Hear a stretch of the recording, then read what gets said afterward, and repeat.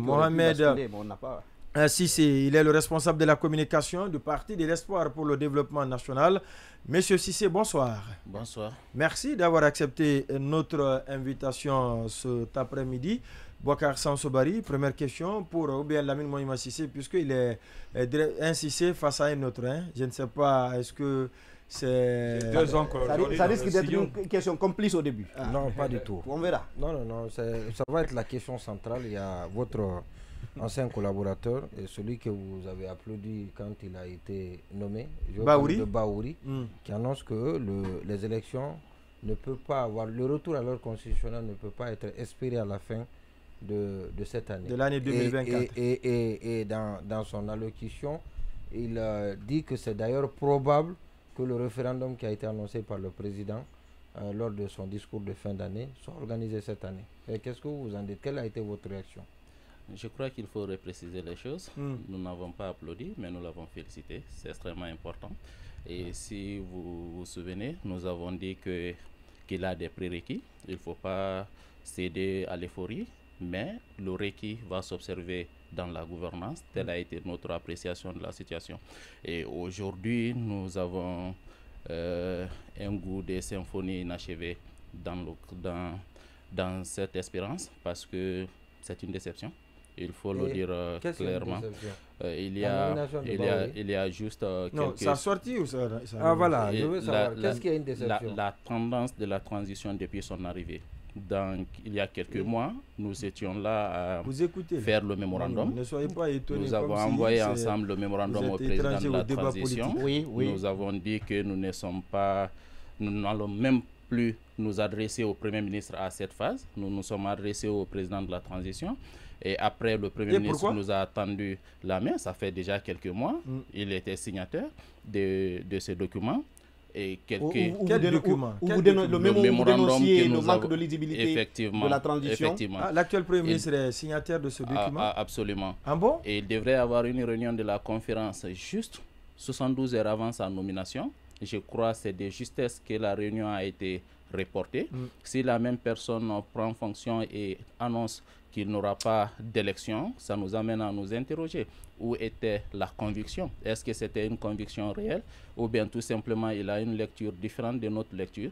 Mais la moindre des choses, c'est de faire appel aux collègues. Peut-être qu'il n'avait pas tous les éléments quand il était avec vous. Oui, quand on a tous les éléments,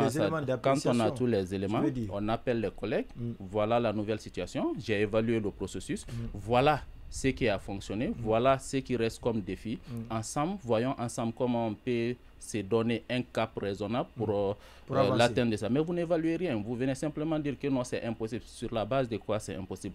Quand on parle aujourd'hui du glissement, qu'est-ce qui va glisser? Le chronogramme de base issu du dialogue entre les acteurs socio-économiques guinéens n'existe pas. Qu'est-ce qui va glisser? Donc, donnez-nous ce chronogramme dans un premier temps. Nous allons l'évaluer pour voir quelles sont les opérations qui devraient être exécutées, qui sont en souffrance. Quel est le délai raisonnable qu'on pourrait accorder à ces opérations? Là, on peut discuter de glissement. Mais aujourd'hui, qu'est-ce qui va glisser? On ne sait pas ce qui va glisser. Donnez-nous le chronogramme de base. Là, on ne parle même plus de nouveaux chronogrammes. On parle de chronogramme de base parce qu'on n'en a jamais eu. Quand vous dites chronogramme de base... Le dialogue a dit 24 mois.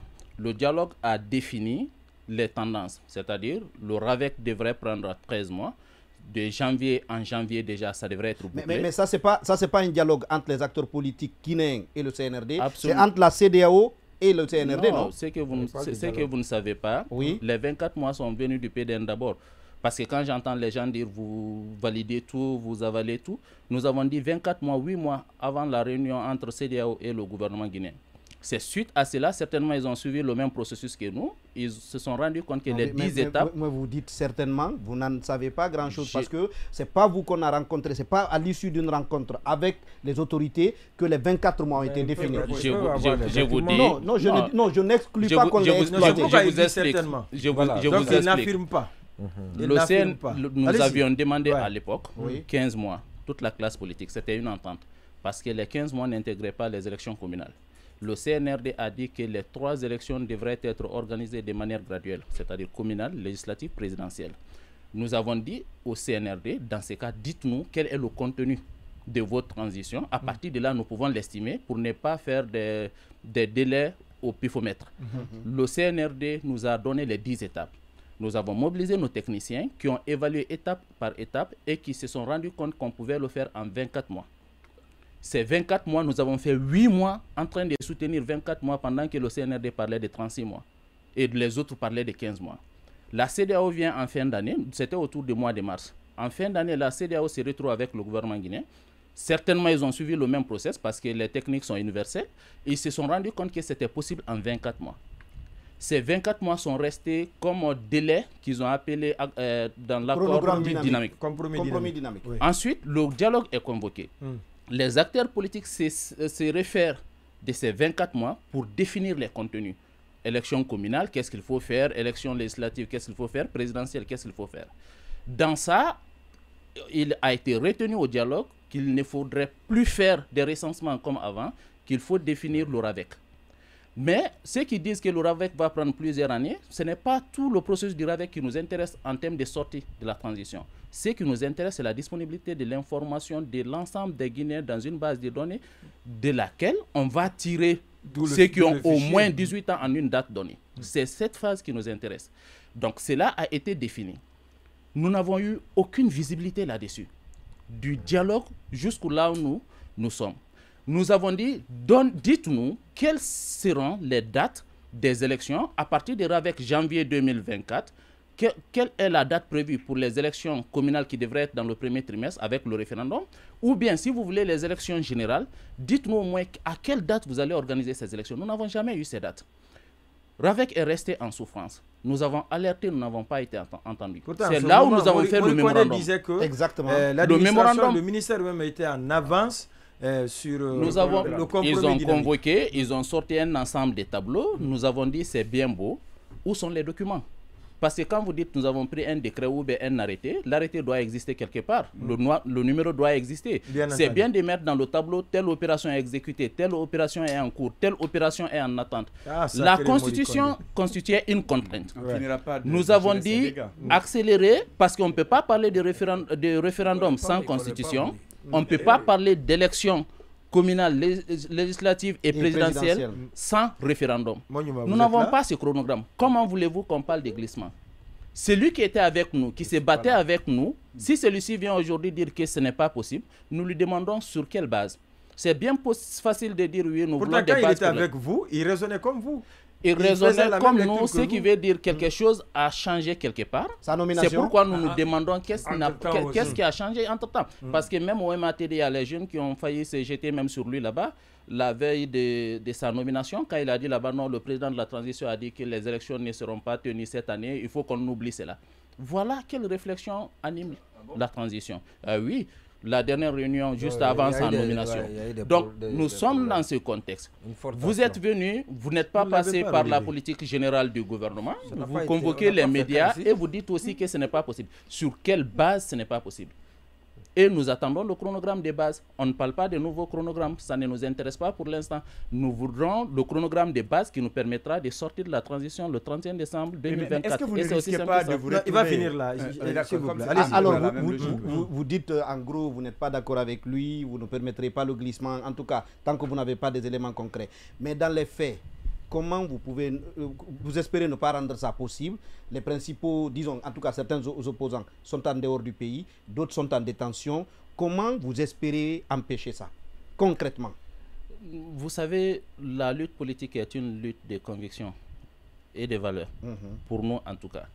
Quand le professeur Alpha Condé a réussi son putsch en 2020, beaucoup ont dit c'est terminé. Nous avons dit il y a le calendrier des hommes, il y a le calendrier des dieux. Mais ce n'est pas parce que la vie est faite de tout cela. Nous disons j'en viens le combat. Ce n'est pas ça. Attention. C'est vrai, on vous dira que sinon le maire juge. Ce n'est pas du fatalisme. Vous serez étonné parce qu'une fois au pouvoir, vous aurez des expressions sur des documents publics à signer par les dignitaires qui étonneront. C'est pour dire la foi. Tout ce qu'on dit, morale, éthique et autres, c'est parce qu'on a un minimum de foi.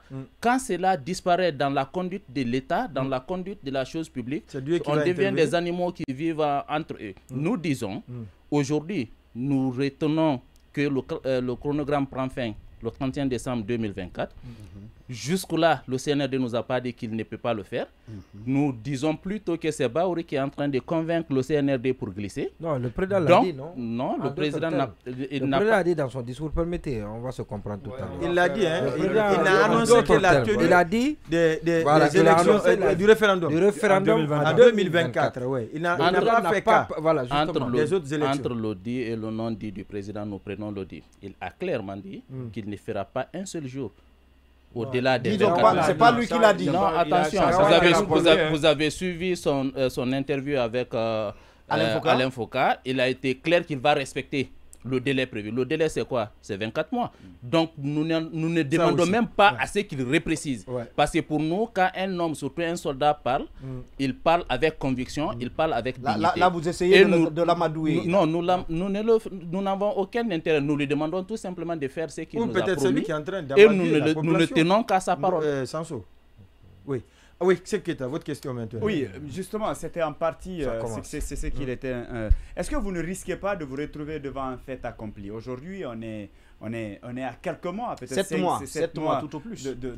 Et vous êtes tous d'accord qu'à partir du mois de septembre, on ne pourra pas nous dire qu'on pourra faire tout ce qui a été. Même on mettra la pluie, la saison de pluie en avant tout à l'heure, pour justifier un peu, activités ne peuvent pas être pour menées. Justifier un peu le report ou les difficultés liées à l'organisation de toutes ces élections. Mais d'ici là, jusque-là, ce sont, disons, des alertes. Est-ce que vous ne risquez pas de vous retrouver à un moment donné devant un fait accompli, même si on vous demandait justement de faire les choses convenablement, vous ne pourriez que proposer un glissement? S'il y a glissement, on va évaluer la situation. Où est-ce que ça a fauté? Il faut qu'on cesse dans ce pays de constater le mal et de dire le mal est consommé, passons à autre chose.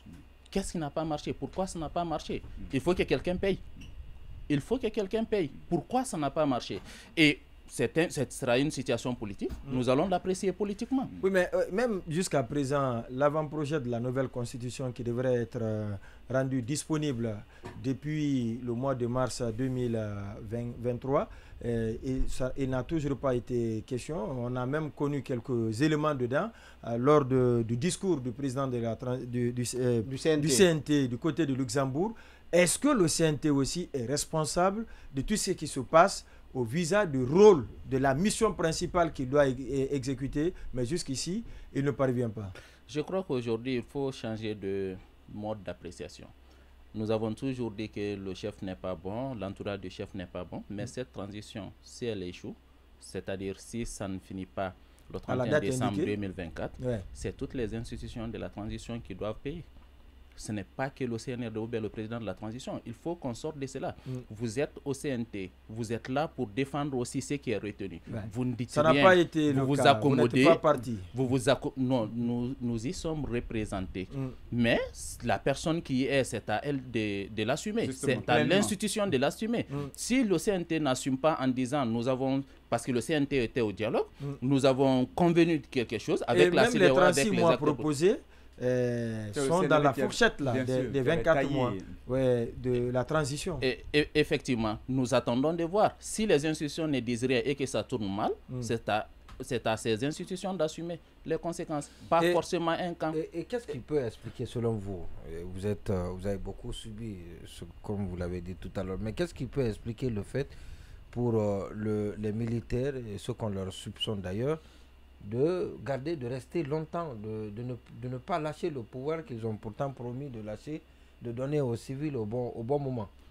Je crois que c'est une sorte d'erreur continue. Et nous n'avons pas vécu le premier régime, mais il nous a été dit que personne n'imaginait la gouvernance en Guinée au vivant de Sékou Sansékou à la tête de la Guinée. On se demandait qui sans lui.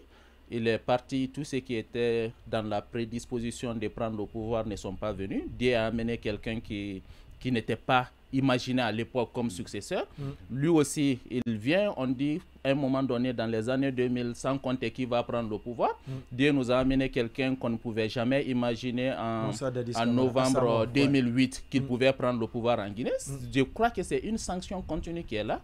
Le même Dadis vient... Du pays? Oui, de manière générale. Il dit que il n'y a personne sauf lui. Lui aussi, il finit comme on l'a connu.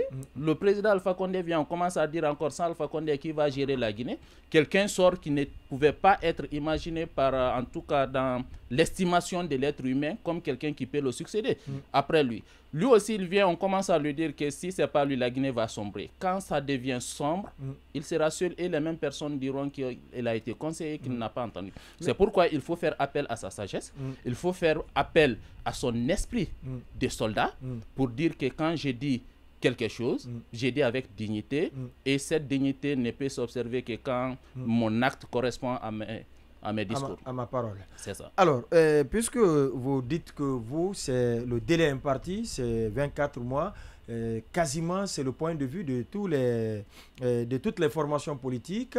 Il y en a même qui ont lancé une structure, une plateforme qu'on appelle Union Sacrée. Est-ce que le PDN est partie prenante? Si oui, comment? Puisqu'on a reçu Dr Ibrahima Souri Diallo du BOC ici, qui a dit beaucoup de choses concernant la création de cette plateforme. Quel est le regard? Quel est le regard du PDN? J'ai vu son show, j'ai constaté qu'il aime surfer sur des sujets. Peut-être pour lui c'est un trophée, donc cette fois-ci je vais crier le nom de Lansana Kouyaté. Il a refusé d'aller chez celui, ainsi de suite. Il n'y a pas de vérité dedans. Qu'est-ce qui s'est passé? Lansana Kouyaté est appelé. C'est important qu'on se retrouve pour discuter du chronogramme, comme on le faisait d'ailleurs. Il dit non, il n'y a pas de problème. Où est-ce que ça va se tenir et quand?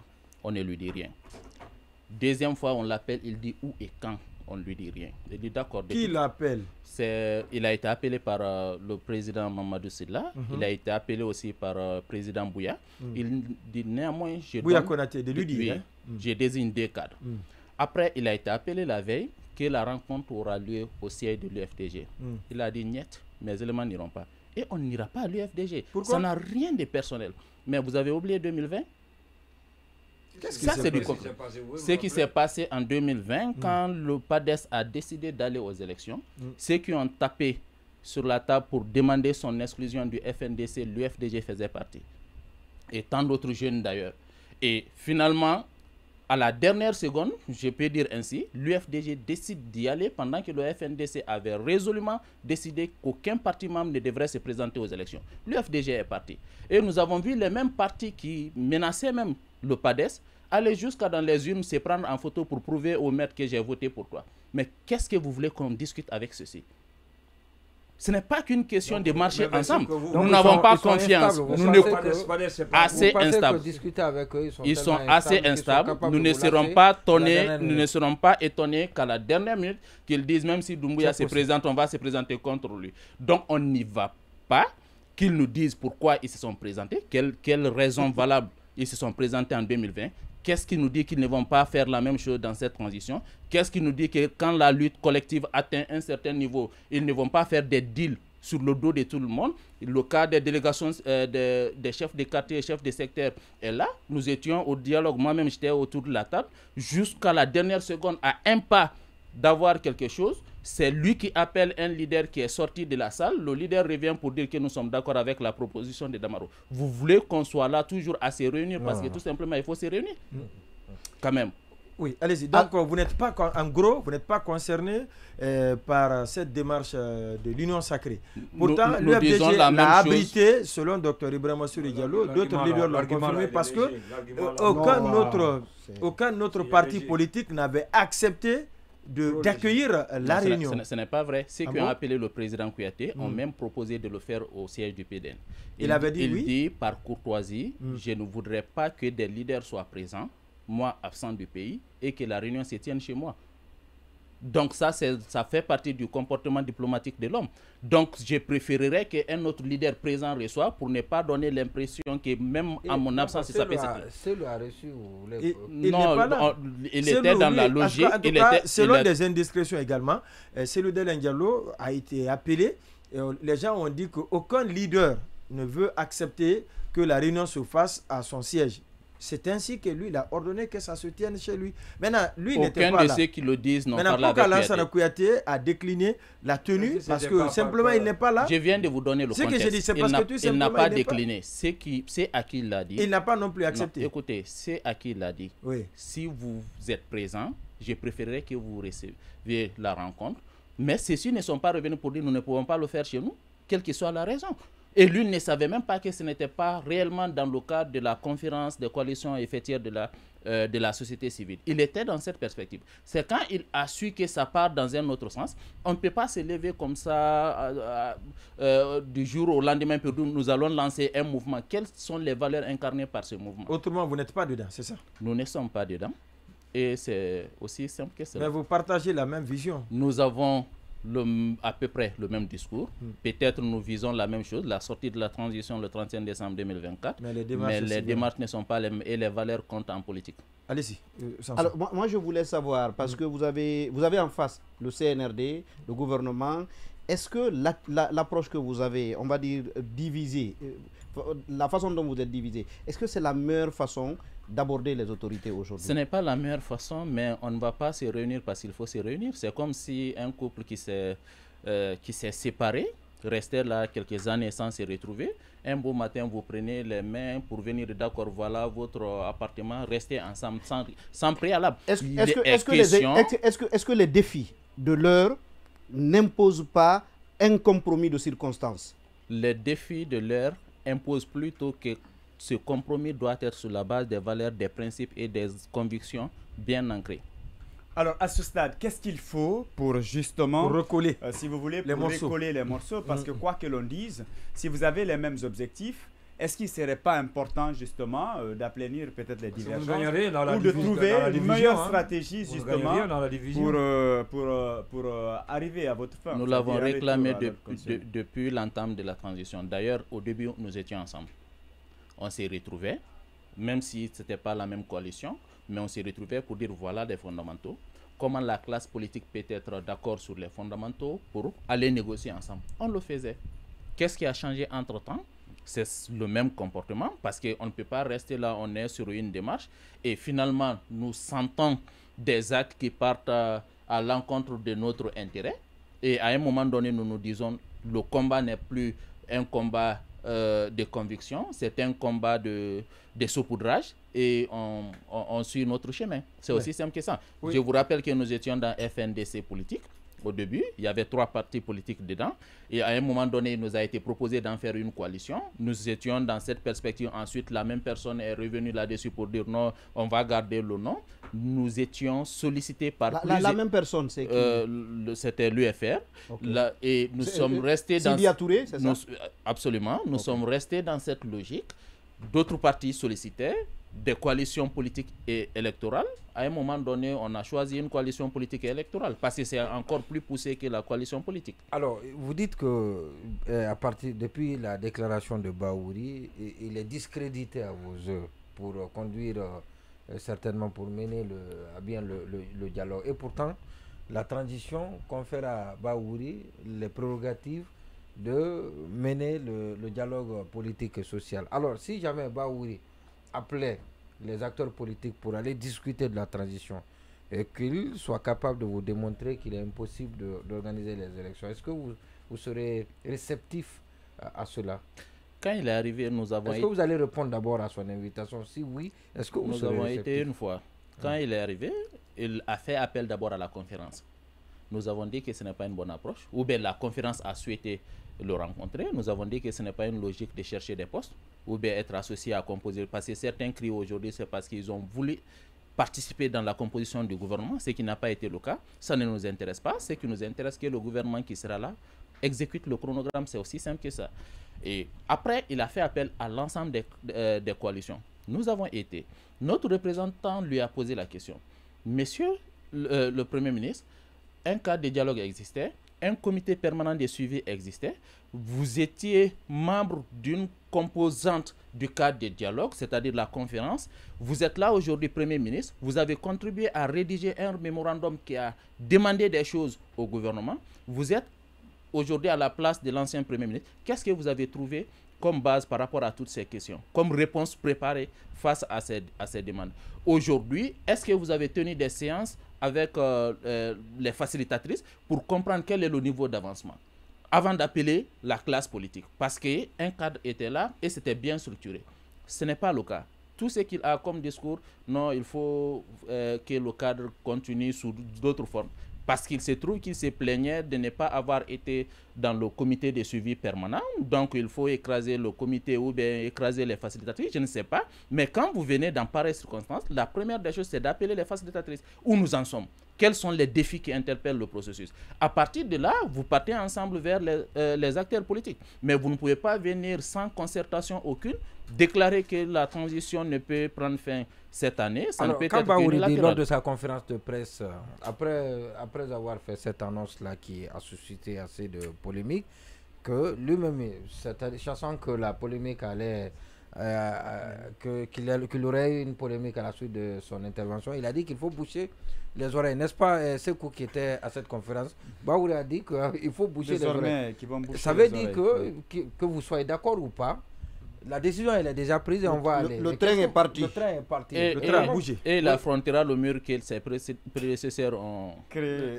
Donc lui-même a contribué à élever donc. Monsieur Cissé, en 30 secondes là. Il y a votre adjoint qui est gravement malade, Ibrahim Kallo, de PDN, couché, ça fait des mois maintenant, apparemment. Élevez la voix. Abandonné par le parti n'a rien fait pour lui. Que répondiez-vous à ceux qui pensent que, après avoir mouillé le maillot, il a compris la question. Je me permettrai de dire quelque chose là-dessus pour l'honneur du parti. Mais j'ai beaucoup de respect pour lui. Ça me gêne de parler de sa vie en public de la sorte. Non, c'est un cas de malade. Non, c'est ce que M. Kallo est tombé malade, il a été hospitalisé. Personnellement, j'étais à ses chevet. Beaucoup de cadres du parti y ont été. Et même quand il est rentré, un jour même, on s'est préparé pour aller, je l'ai appelé, il m'a dit qu'il est sorti. Il y a des cadres du parti qui le fréquentent à son lieu de travail à Kaloum.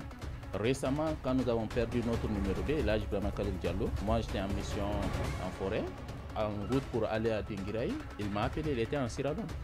Il disait qu'il était parti pour des rencontres d'ordre social, donc qu'il présentait les condoléances et de transmettre ses salutations aux autres. Il est revenu, ça ne fait même pas 2 semaines ou plus. Il était avec Youssef Kaba à son lieu, à côté du ministre, l'ancien. Voilà, on me dit de clôturer l'émission. Donc il n'y a aucun problème entre merci M. à Kallo vous, Mohamed et M. Kallo. Merci à Lamine Monima Sissé. Merci également à Bouakar Sansobari Ndo Cheikh Sadibou. Merci également à Sekou Keita, la régie, la technique, à vos auditeurs et téléspectateurs. Merci de votre aimable attention.